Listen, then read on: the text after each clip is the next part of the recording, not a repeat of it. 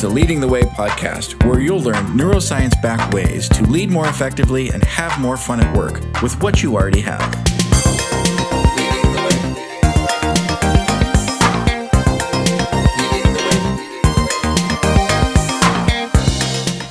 Hey there, it's Chris from Leading the Way, and I'm so excited that you joined us for another stellar conversation with my friend, Michael Knouse. Michael, thank you so much for being on Leading the Way.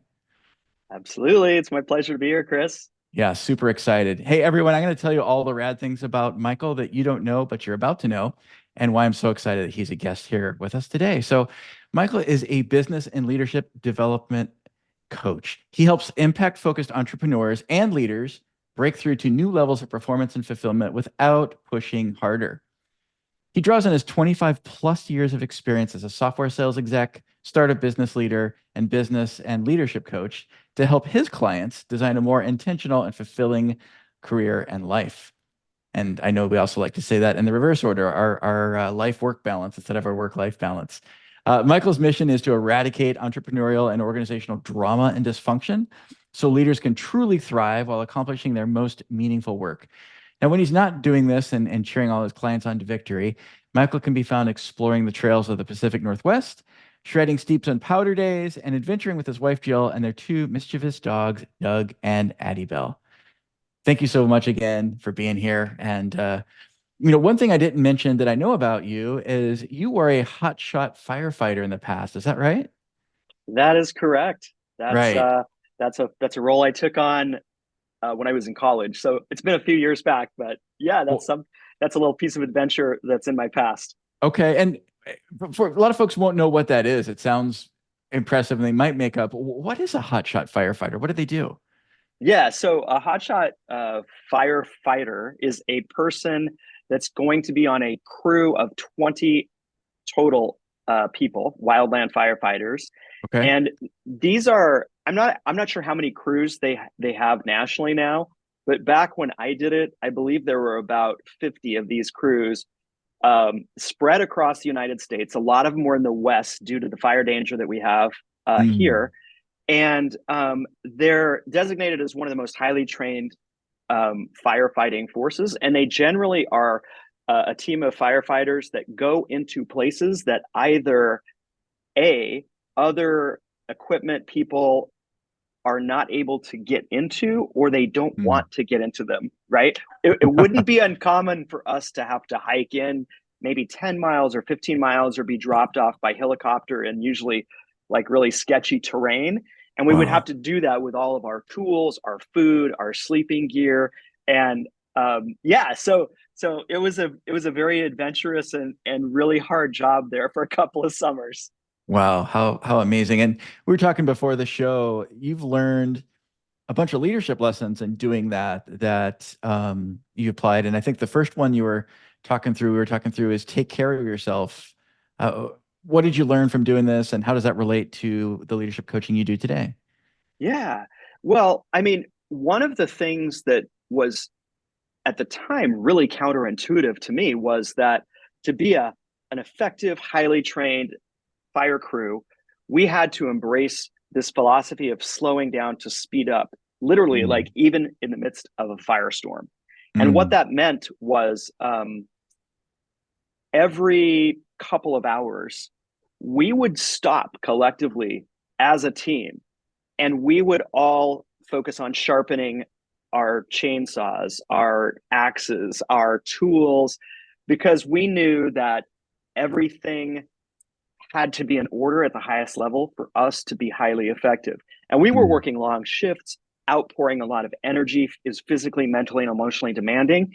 And so, us slowing down fairly frequently, even in the midst of what seemed like chaos around us, was the only way for us to be highly effective. And Mm. there's for example with a chainsaw, if you go at the pace of about 2 or 3 hours without stopping to sharpen your chainsaw, it not only becomes ineffective, it actually becomes 3 times more dangerous than if you have a sharpened chainsaw, right? And Yikes. so you want to make sure that all of your gear is in pretty good working order.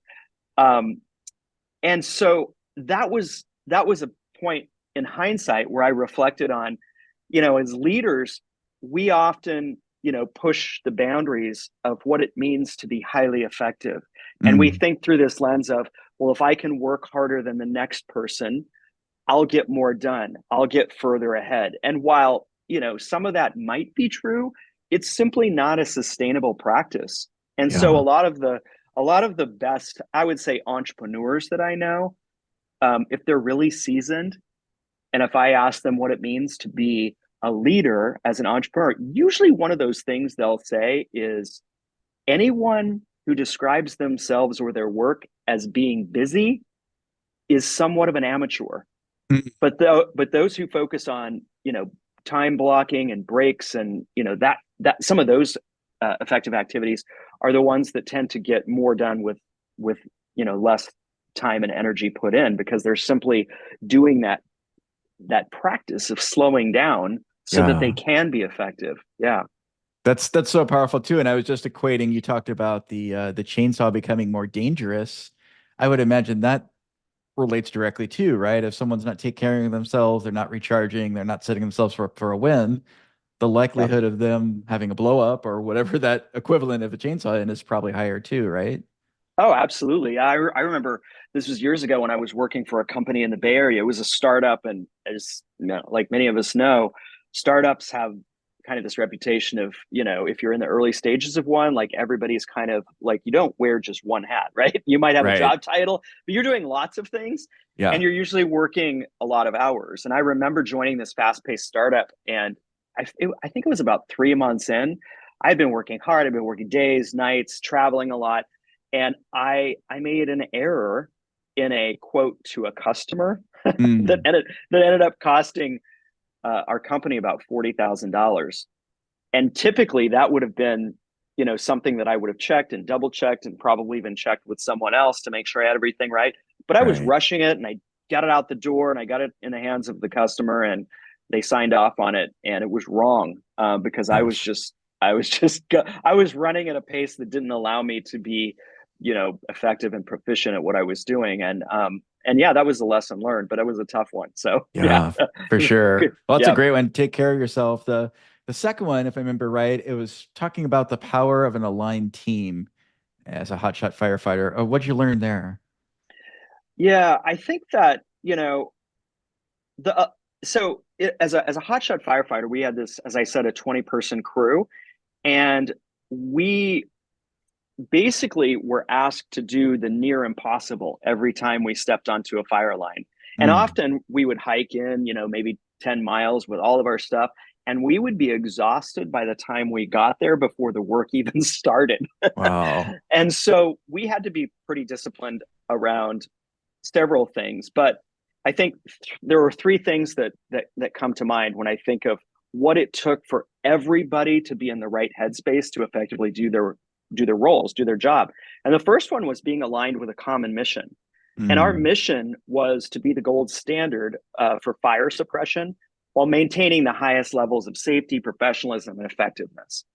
And while that might not sound very specific, we all knew what that meant. And we yeah. all lived it and breathed it daily. So we were all on board with a singular mission of what it meant to be an effective wildland firefighter and be on this crew. And and that was representative of even how we would wake up in the morning.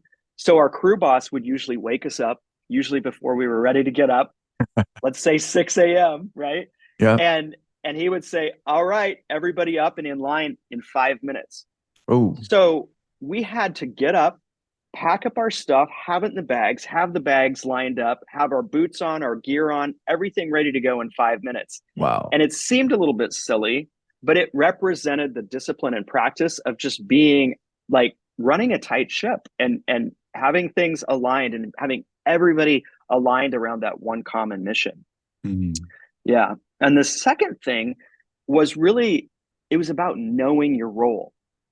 And so for me, I was what was the terminology is the third Pulaski. So if you have a fire line of 20 people, you mhm, have a crew up in front with chainsaws that are falling trees and clearing brush. And then you have people with hand tools that are literally like digging a fire line. So if you mm, can imagine like in the middle of the wilderness, cutting a swath of by 30 or 40 feet wide and putting in a fire line. So, like a road on the side Yeah. of a mountain with 20 people and doing it as quickly and effectively as possible. Wow. That's what we did, right? And so everybody had to know their specific role really, really well. And Mm-hmm. so, the chainsaw crew and the two hand tool operators in front of me, they were responsible for like clearing the brush, cutting the way forward, cutting earth and roots. And my specific role was to clear as much of what was called surface earth as possible to remove dirt and debris. So the person literally behind me could start perfecting the fire line, Okay. right? And so I had to know my role really, really well and Yeah. not try to do more than my role and certainly not do less than my role, hoping that others would, pick up the slack if I was tired. So Right. really knowing my role and the purpose for that role and how it fit into the bigger picture was an important leadership lesson that I learned about being part of a team, a highly effective team. And Right, then, right. And these weren't yeah, like words on a wall, right? Or some motto. Like you're literally living it with every shovel yeah, and pick or whatever tools you're using as you're doing this. absolutely. Yeah. And that's what, like, whenever I get a chance to talk, whether it's with an alumni group at the school I attended or other opportunities, to when I talk to young people and they ask about, like, what can I do to, like, get that? Like, I often say, like, take on some physically demanding, task that feels like a challenge, whether that's running a half marathon or being a part of a team like this, even if you're volunteering, for some organization, like, but, it gives us some, I think, level of confidence and appreciation for just Mm, like, knowing what our role is in yeah, working towards something greater or bigger. Yeah. nice. That's so Yeah. Yeah. powerful. So Yeah. powerful aligned team. And then last one you talked about was a leadership experience you had from the leader to you, leading with empathy. Tell me more about that. Yeah. Well, I think that ties in well with like, being accountable to others as well as leading with empathy. And so I'm Mm, kind of bundling these together a little bit here. But, if in a wildland firefighter team, if one person falters, it impacts everybody and the entire process starts to break down. right. And so I'm accountable to the person literally in front of me and behind me, right? It's my responsibility to be aware of their state of being, Mm, to make sure they're drinking enough water, to even question them from time to time to make sure they know which way the wind is blowing, to yeah. know where our escape route is if we get into a bad situation. And Mm, so having that situational awareness of those around us and the situation that we're in, and just, you know, being accountable to that, right? yeah. For Yeah. myself and for others is important. But an example I had that kind of ties into that accountability, but also the importance of showing empathy is when I went on my first fire. I had trained for 2 weeks, been Mm, put through a lot of conditions that were, pretty tough. And we went on a fire in Southern California that was super hot and super nasty. And we were fighting fire at night. oh, And so we couldn't see a lot, but it was still hot. And that meant we had to sleep during the day, but it was impossible almost to sleep during the day because it was so hot and there was no yeah. shade. And we were just kind of out there in the extremes. Ouch. And so it was probably on night 3 or 4 of that fire. My crew boss, whose name was Brock, he saw probably in my eyes that I was kind of fading a bit. Yeah. And he was correct. I was thinking to myself, this is harder than I thought. I don't know if I can do this. I don't know if I have it in me to do this all summer. And he saw that. He recognized that. And instead of calling me out, he simply sat me down and he said, "Hey, Michael, how are you doing?" And I said, "Well, I'm doing okay." And he's like, "Tell me about that." And I said, "This is harder than I thought it would be." And he said, "I need you to know one thing."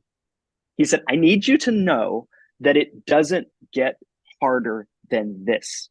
If you can make it through this fire, you can make it through the rest of the summer." And it was interesting Wow. because that one comment, it changed my mindset. I then became focused instead of on my suffering to how can I make it to the end of this fire? Right. Mm, So very subtle, but profound wisdom on his part to recognize what he was seeing in me and then have the empathy to support me in the way that he did. Yeah. And the truth is that there were many other hard times during that summer, Right. but I then had shifted my mindset to be able to handle with more resilience. My capacity raised, and I was able to get on board and succeed at a high level for not just that summer, but the following summer. And so Yeah.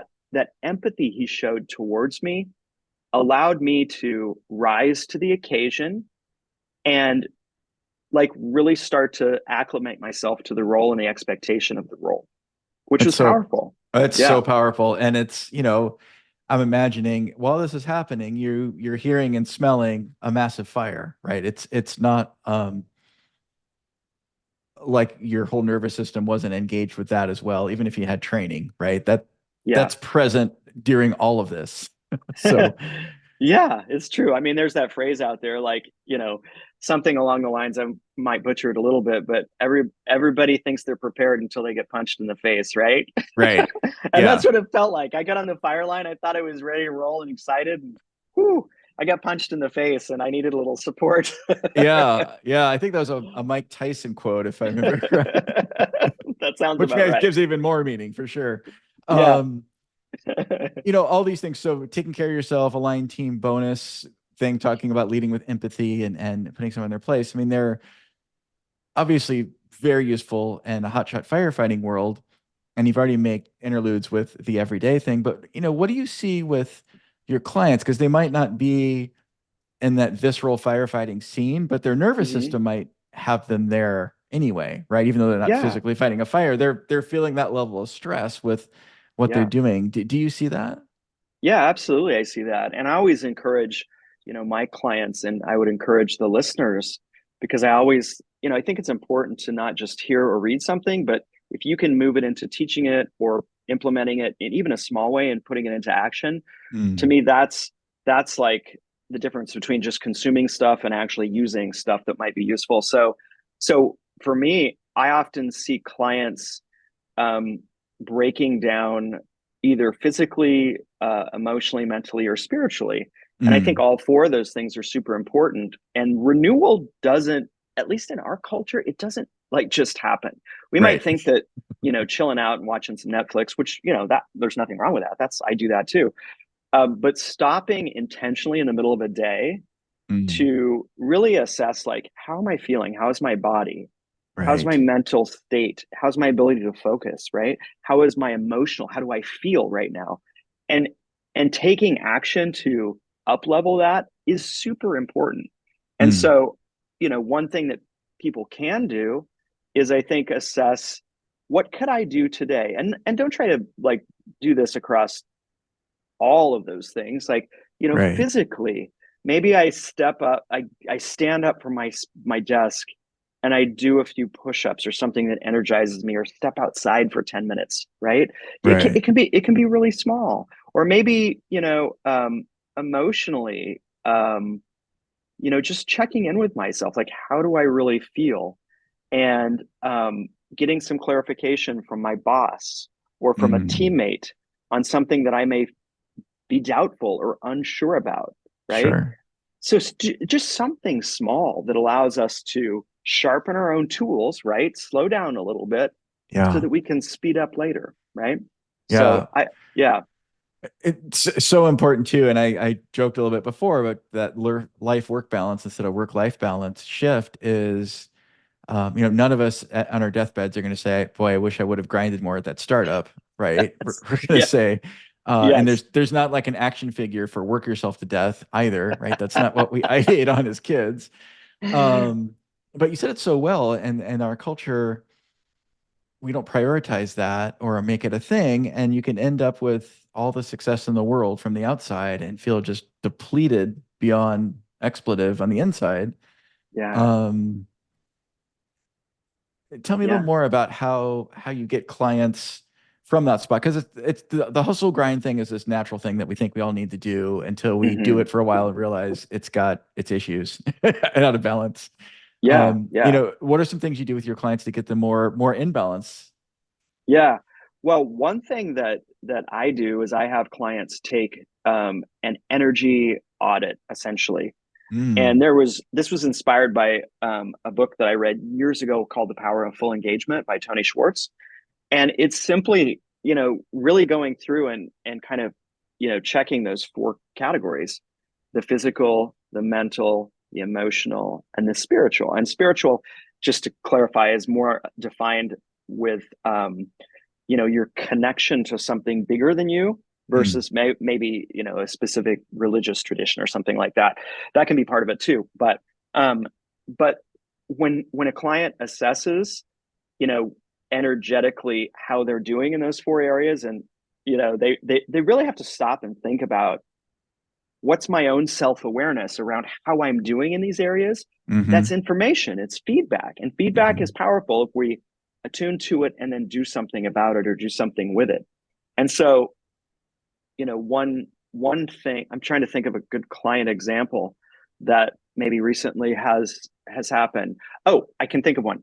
Here's one. So I was coaching a client recently he's a younger guy, and he's feeling a bit burnt out in his role. He works for a startup, and I asked him, what's draining you of energy? And Mm. he said, he was living in Vancouver, Washington. He said, being in the Pacific Northwest in the winter is hard. It's gloomy. And then on top of that, like working hard and kind of being inside all the time. And he said, it's just kind of got me feeling blah about work. And I said, Mm. what would give you energy? And he said, this sounds like borderline impossible. But he goes, if I'm honest, he goes, I've got some friends in Austin, Texas, and the weather's great down there right now. Yeah. And they've invited me to come down and work remotely with them.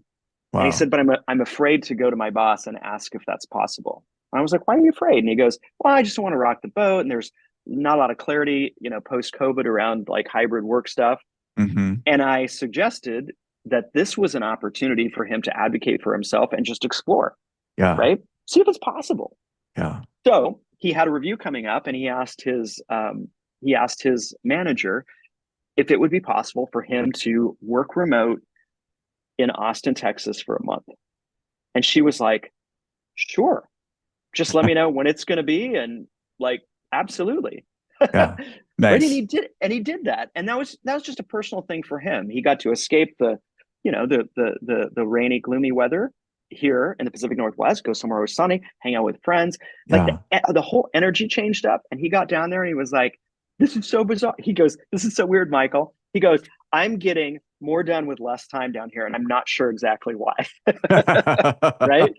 Right. So it But shifted him. It shifted him in a big yeah, way. that's Right. so great because we all have these things as humans that we think are impossible, right? And Yeah. we put all these Yes. story around them being impossible, and very quickly it was absolutely possible, right? It was just this belief, blah, blah, blah, blah, blah, you can't do that in your head.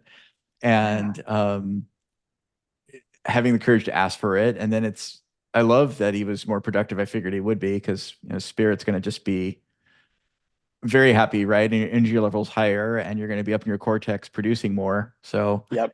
Yeah. Yeah. Yeah. Yeah. Yeah. Like these signals that we get, these inspirations, like I always say it's so important to, not push them down and ignore them because they're going to keep coming back, or they'll come back in weird ways. So how can we honor our needs and our desires and right. find a creative way to like make them happen? I remember a client that I had, this was probably 5 years ago now. And I said, unapologetically, what would you change and shift in your business to make it more you? And she Mm, said, I feel weird saying this, Michael, but I'm exhausted getting on airplanes and going to client sites. mm, And I was like, okay, what else? She said, well, everybody around me, like all of my peers, get on airplanes and go to client sites. So uh, who am I not to do that? And I was right. like, what else? And she goes, I feel totally guilty saying this, but I really want to unplug like 6 to 8 weeks out of the year and not have to do business, but my whole business model design would have to shift and change. Right. Okay. Fast forward a year, she was no longer traveling at all for work. She was actually using that as a differentiator for her in terms of how she showed up with her clients. Mm, And she had engineered 12 weeks off a year, 6 weeks from Wow. December 1st to the middle of January, and another 6 weeks from the start of August to mid-September. So she had to structure how she delivered Mhm. what she did for her clients, but but that made such a huge difference. It freed up a lot of energy for her. It streamlined her business, and she made, I don't know, I think she made something like 25% increase in her overall revenue that year. So Wow. yeah, so those are the things, like, you talk about what's possible, and we have these blinders on so much of the time. We just keep going on the same path. Yeah. Um, there's a lot that's possible, and sometimes it's just like being creative and then having the courage to step into them gradually. Yeah. Yeah. That's an incredibly powerful story. Michael, I'm sure folks listening are going to say, I want this magic sauce. I want to be off 12 weeks a year and make 25% more and be happy. And I know you have a lot of clients you do this with. This isn't a one-off. How should folks engage with you?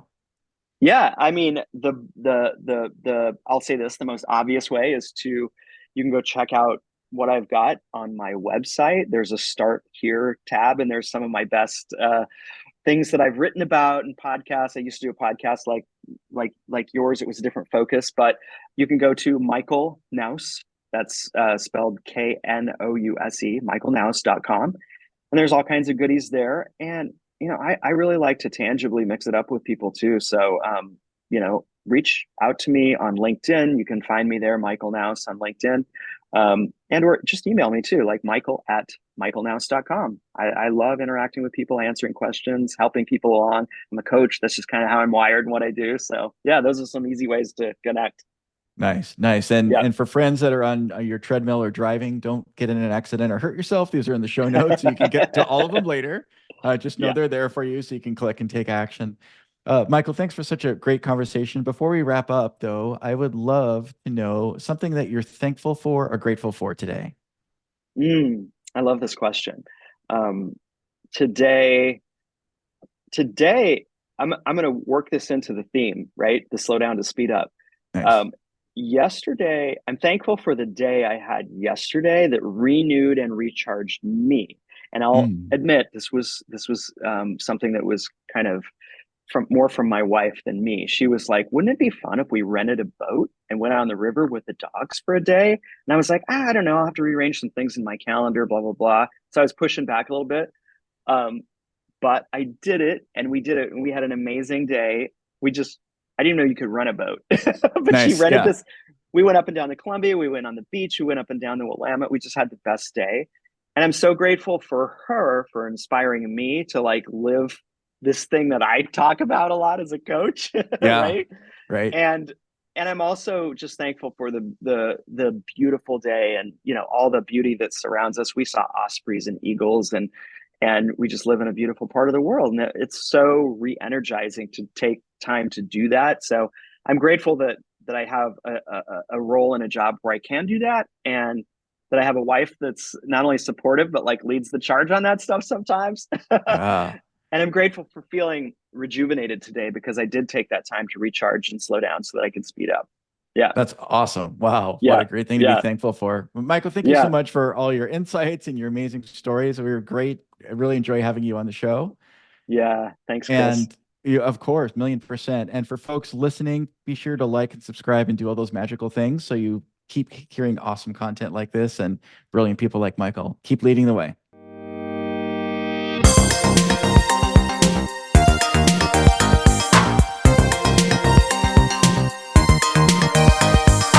Thank you for listening to Leading the Way podcast. Be sure to like and subscribe so you won't miss other great episodes like this one. And if you're ready for more in your workplace, be sure to go to aintent.com. You'll find lots of free tools, assessments, and ways to engage directly with us to get your own epic results. We'll see you there.